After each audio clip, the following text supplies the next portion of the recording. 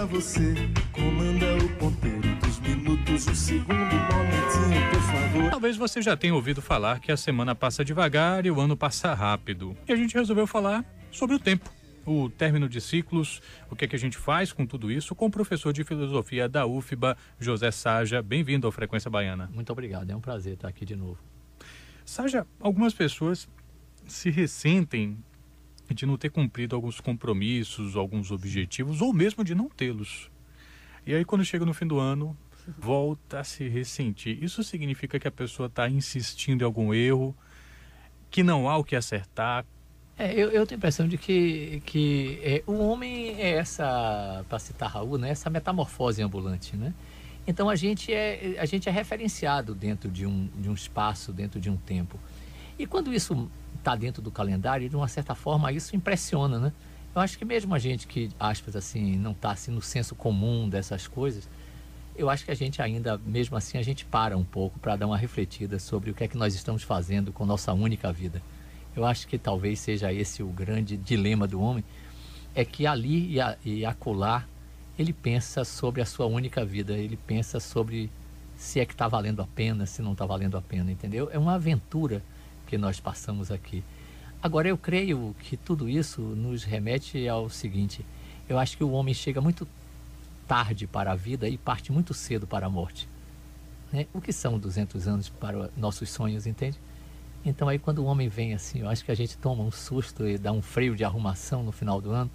Eu acho que aí a gente se pergunta por essas coisas, né? Quer dizer, como é que isso acontece em mim, né? Esses ciclos, essas coisas. Porque, na verdade, o tempo é uma condição, né? A gente sente isso no corpo. O Renato falou no início desse papo exatamente dessa sensação de que a semana passa devagar, é isso? E o ano passa rápido. Mas também eu já ouvi alguma colocação no sentido de quando a gente sente, percebe ou tem a sensação de que tudo está passando muito rápido, significa que a gente não está vivendo essencialmente. Os orientais falam disso, né? Quer dizer, que a mente humana é como se você tocasse fogo no rabo e botasse pimenta nos olhos do macaco. Então ele fica muito louco, né? Fica saindo muito do presente, né? Aí é que está, eu acho que o grande dilema da gente. Uma das condições da modernidade é a compressão do tempo, né? A compressão do tempo e do espaço. Quer dizer, tudo se torna menor por conta dessas nossas atividades, né? E isso é provocado, Patrícia, por uma coisa que a gente chama de sociedade do espetáculo, né? Cada vez mais a gente tem menos porque a gente precisa representar mais, né? Quer dizer, a sociedade do espetáculo é isso, quer dizer, você não precisa ser nada, você só precisa parecer que é. E parecer que é tem um preço nisso tudo. Então aí a gente se justifica, inclusive, porque não tem tempo de cuidar da nossa saúde, então aí a gente come qualquer coisa.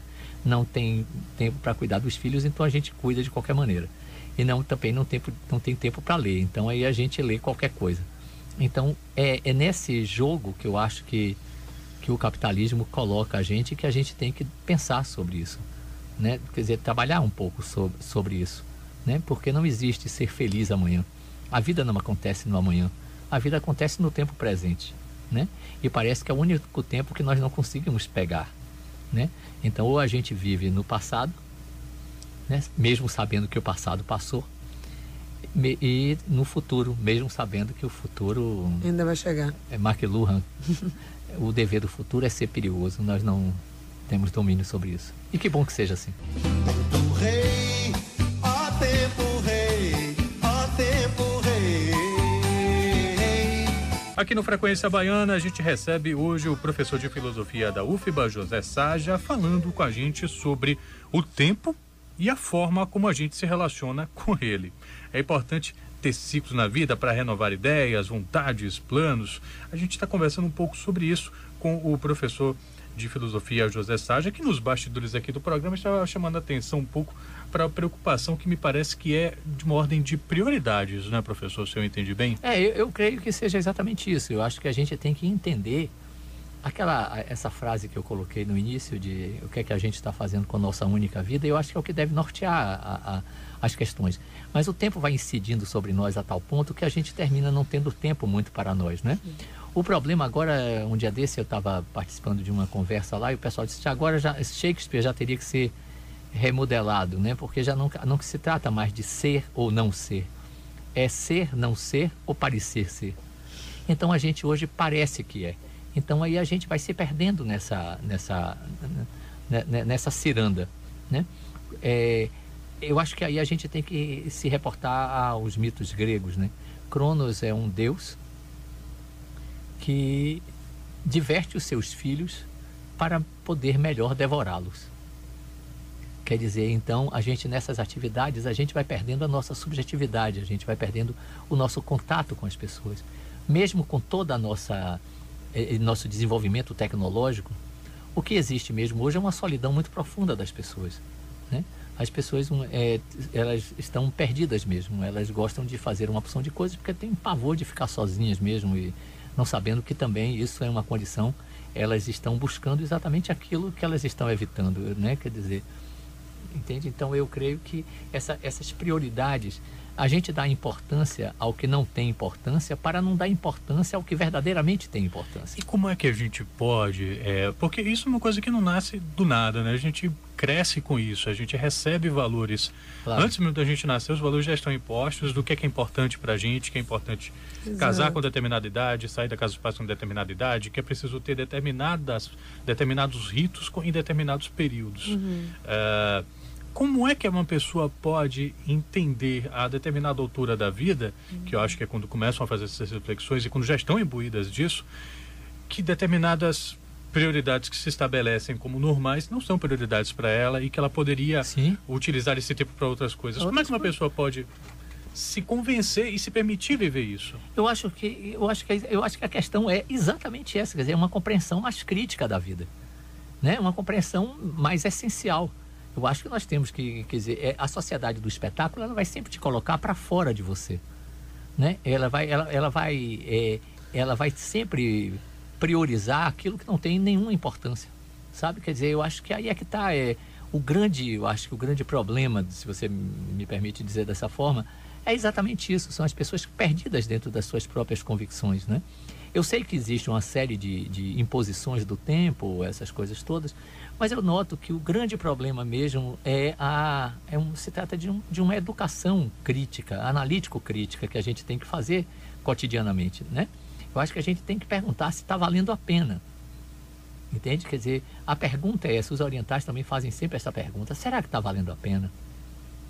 Entende? É isso que eu quero, quer dizer, a pergunta mais grave talvez fosse essa, será que existe mesmo? Será que a gente acredita mesmo que existe vida após a morte? Eu sei que tem, eu quero saber se existe vida antes da morte, se é o que nós estamos vivendo é vida, se a gente se submete a essa festa de horrores, entende? E porque a gente de tanto se acostumar, como diria Clarice Lispector, ou Marina Colasanti, que eu acho, a gente se esquece de si mesmo, entende? Então a gente começa a se contentar com as coisas, né? Então a gente se acostuma, a gente vai respondendo às demandas e daí a pouco você esquece de você mesmo, né? E a vida é implacável, um dia Cronos vai te devorar.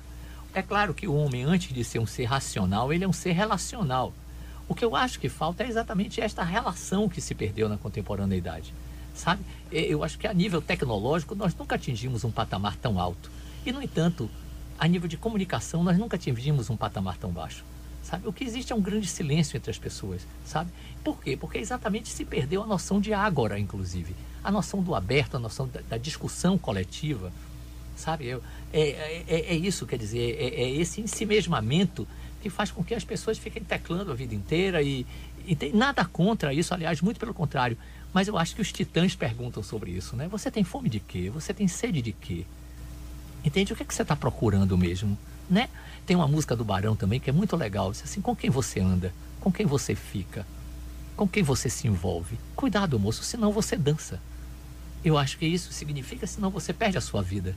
Compreende? Então, se a gente não tem um senso crítico, se a gente não busca esse ser o nosso desejo, sabe? Agora, Renato, você me colocou uma coisa que eu acho que é importantíssimo para a gente pegar de novo, que é o seguinte, e para isso, para você ser o seu desejo, tem que ter um esforço, sabe? Homero diz assim, só os deuses vivem sem esforço.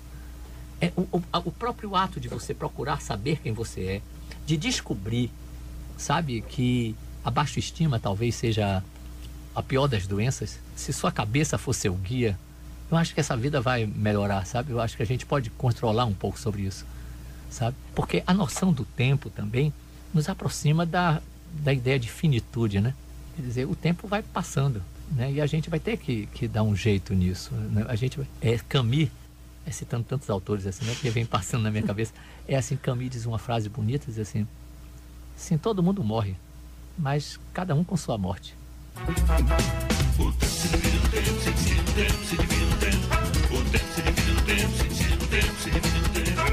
E aqui no Frequência Baiana a gente recebe o professor de filosofia José Saja falando com a gente sobre o tempo e a forma como nos relacionamos com ele. Saja, é importante ter de fato esses ciclos da vida para renovar as ideias, a vontade, os planos.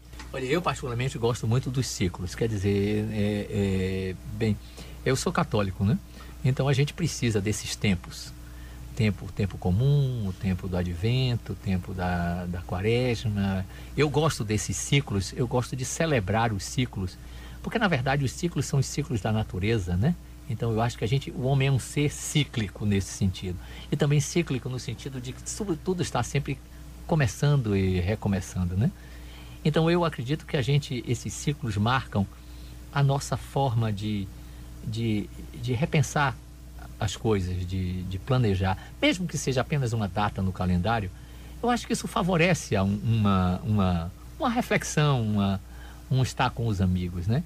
Eu acho que talvez se a gente descobrisse, né, de fato, o sentido de estar junto, né, de fato, porque e estar junto não apenas estar junto fisicamente, né? Porque um tibetano diz assim, estar junto não é estar perto, é estar dentro do coração, entende? Então, pessoas que não são pessoas que estão perto da gente, mas pessoas que estão junto da gente mesmo. Quer dizer, junto significa estar abraçando uma causa. Então, nesses ciclos, a gente abraça o mundo inteiro, entendeu? Quer dizer, quando a gente... Porque estamos todos pensando, pelo menos tentando pensar e praticar nisso. Uma mesma coisa. Exatamente, quer dizer, a gente está uma junto. Comunhão mesmo. Uma comunhão, uma comum união. A natureza é assim, a natureza se junta para o outono, né? Se junta para a primavera, quer dizer, então eu acredito, nós somos seres da natureza, entende? A gente não está afastado disso, não está apartado disso. Então esses ciclos nos ajudam a colheita, né? As tendas, as festas, isso vai fazendo com que a gente vá descobrindo o sentido da nossa vida, né?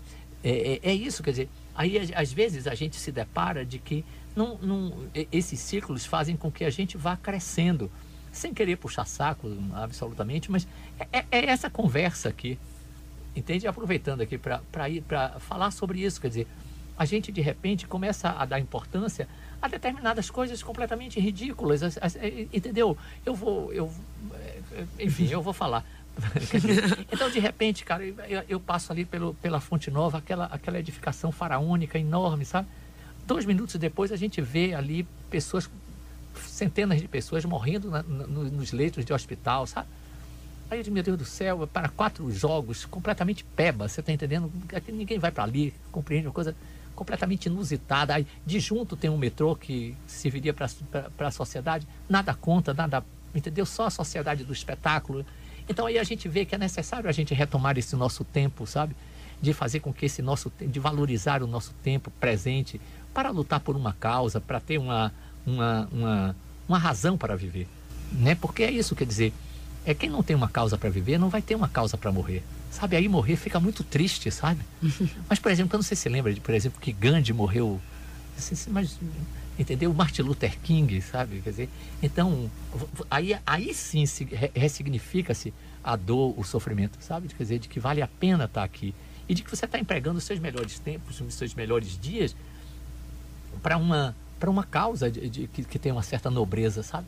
Então, por exemplo, você juntando tudo isso com o tempo, então, um dia desse, uma pessoa do povo assim, me disse assim, o mundo não vai acabar, que eu escutei, o mundo não vai acabar, o mundo já está acabando. E a gente não está se dando conta disso. Você entende?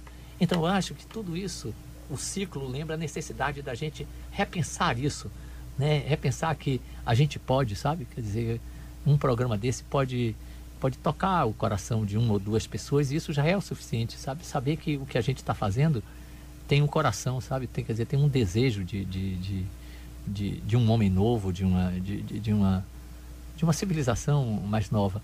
Então eu acredito que os ciclos são isso, sabe? São momentos que a gente tem e que a gente não precisa do comércio para isso, sabe? É apenas um estar junto, um estar perto, você estar, como você falou, em comunhão, né? Uhum. Hannah Arendt coloca um conceito muito bonito, que é o do compartilhamento, né? Quer dizer, que nos dirigiria para a felicidade pública. Não existe felicidade individual, né? Essa infelicidade individual, em certo sentido, não basta. E me permita dizer, não vale. E não vale nem mesmo para quem está feliz, sabe? Porque estar feliz é estar com os homens, é estar junto com as pessoas. O ideal do Bodhisattva nos hinduístas é isso, né? Dos hindus é isso. Quer dizer, ele abre mão da sua iluminação para vir para cá, ficar entre os homens e todo mundo iluminar junto. Você colocou o tema da morte na mesa, sim, né? Sim. E que é o fim de um tempo, pelo menos. Se não de todos os tempos, para todos, pelo menos, o fim de um tempo, né? É também um instrumento muito poderoso de significação, né? Porque de alguma forma você pensa na morte e você pensa no tempo que se esvai, que não volta, você pensa no que você está fazendo com ele. A morte acaba sendo muito benéfica nesse aspecto, não? Sim, claro. Essa ideia de finitude é que faz com que o homem seja ele mais intensamente, né? Porque o homem não só vive, ele vive demasiadamente, né? Então eu creio que essa emergência da morte causa em nós uma certa perplexidade que nos leva a ir para frente, sabe? Quer dizer assim, o homem insiste, mesmo sabendo disso tudo, quer dizer, é bonita e é bonita, sabe? O que a morte nos diz é que a vida vale a pena. O significado da morte, a razão da morte é dignificar a vida, sabe? Como é que a gente pode pensar, por exemplo, na situação vivida pelas pessoas que hoje alcançam uma idade que tempos atrás era uma idade considerada inatingível ou rara? As pessoas estão vivendo mais tempo. No que elas vivem mais tempo hoje em dia, você acha que elas estão também se agonizando por mais tempo, por uma epidêmica incapacidade de vivenciar, de lidar com a vida de uma forma saudável, de uma forma autêntica, autoral? Autoral, né? É isso que eu digo. Eu me lembro, você me perdoa interromper, mas eu me lembro de um filme, As Pontes de Madison, do Eastwood. Sim. Ele e Meryl Streep, tem uma cena que eu nunca esqueço. Essas cenas simples que acabam me impregnando na cabeça. A Meryl Streep é uma dona de casa e ela conhece esse fotógrafo quando o resto da família está viajando e há uma tensão amorosa entre eles dois. E em um momento ela se descortina em lágrimas e fala para ele assim, de toda a vida de negações que ela teve pelo casamento, depois pelos filhos, etc. E quando ela chegou numa idade, ela se pergunta, mas o que eu gostava de fazer mesmo? É isso, quer dizer, nesse filme também tem uma cena, tem a cena da alavanca do carro, no final do filme. Opa. Quer dizer, foi mal, pessoal. Mas é isso, quer dizer, às vezes é esse segundo que determina tudo, entendeu? Digamos assim, é como uma espécie de uma compreensão que a gente tem. Né, o que os psicanalistas chamam de Freud, um insight, né? Uhum. Então, de repente, é um insight de que, sim, o cara mesmo está fazendo, que eu deveria estar fazendo, o que é que eu estou acreditando, o que é que eu estou apostando as minhas fichas. Eu acho que é essa compreensão que faz com que a gente abra mão do sofrimento, sabe? Quer dizer, a gente tem que aprender a abrir mão do sofrimento, sabe? Mas se eu abrir mão do sofrimento, como é que vai ser para me acostumar, né? Você está muito batatinha. Exatamente. Eu cito sempre batatinha porque eu acho que isso talvez seja o grande barato, sabe? A gente tem que viver como se fosse morrer amanhã e que como se fosse viver eternamente. Você está entendendo? Quer dizer, então o que você faz conta. O que você não faz, conta. E se você ficar em cima do muro, é aí que conta. Porque viver é causar. Então, eu acho que aí é que a gente precisa estar junto dentro dessa fração mínima de decisões, quer dizer, abrir a porta do carro ou não abrir a porta do carro, sabe? Então é isso que nos coloca. Só que já falou em filme, tem um filme de Bergman. Bergman é genial. Cenas de um casamento. Então eles se encontram, um casal também, que eu não vou contar tudo agora, mas aí eles estão no final do filme, eles estão na cama e ela está reclinada no braço dele, sabe? Aí ela disse assim, se eu pudesse eu passaria a vida inteira nessa posição. Ele ficou assim, nessa posição não, porque meu braço não vai aguentar. Entendeu? Quer dizer, eu acho que é exatamente isso, que é o finito e o infinito do tempo, aonde os dois se encontram.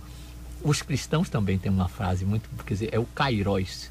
Existe o cronológico, que é o tempo que passando, e existe a eternidade no tempo, que é o kairos, quer dizer, que é o tempo de culminância, quer dizer, é o que traça ali. E aí, de repente, a gente encontra a plenitude nessa... Que bom que nós estamos aqui. Entende? É também gritos e sussurros, é isso. Quer dizer assim, olha, a felicidade é apenas estarmos aqui. Então, Saja, nesses últimos momentos, para os nossos ouvintes, para esse papo aqui do Frequência Baiana, como viver e aproveitar melhor? Eu sempre acho o seguinte, que a melhor coisa do mundo é a gente ser o que a gente é, entendeu? Eu acho que é ser o seu desejo. Eu acho que a gente tem que lutar para ser o nosso desejo. Eu sinto que eu tenho o privilégio de dar aula para alunos de teatro, de artes plásticas, de museologia, sabe, de filosofia, e de repente, quer dizer, assim, o capitalismo impregna uma energia para isso tudo, e de repente a gente vê que as pessoas estão buscando os seus sonhos, sabe? Então, agora veja bem, quando eu digo os sonhos, eu estou falando aqui e me lembro de Che Guevara, que tem uma frase belíssima sobre isso. Mesmo correndo o risco de parecer ridículo, todo revolucionário é movido por imensos sentimentos de amor. Este amor que eu estou falando não é um amor-sentimento, eu estou falando de um amor-atitude, inclusive para si próprio. Né? De tomar nas rédeas o seu próprio destino, decidir a sua própria vida. É claro que viver tem um preço, sabe? Ninguém almoça de graça. Então tem um preço isso. Mas eu acho que vale a pena pagar um preço para a gente estar segurando a nossa própria vida. O nome disso se chama felicidade na minha cabeça, sabe? É aquilo que Castanheda diz também. Não importa o caminho. O que importa é que o caminho tem um coração. José Saja, professor de filosofia da UFBA, conversando com a gente sobre o tempo e o que fazer também para lidar com ele de uma forma um tanto mais gentil, até com nós mesmos. Obrigado, Saja, pela participação aqui no Frequência Baiana. É uma honra poder discutir este tema.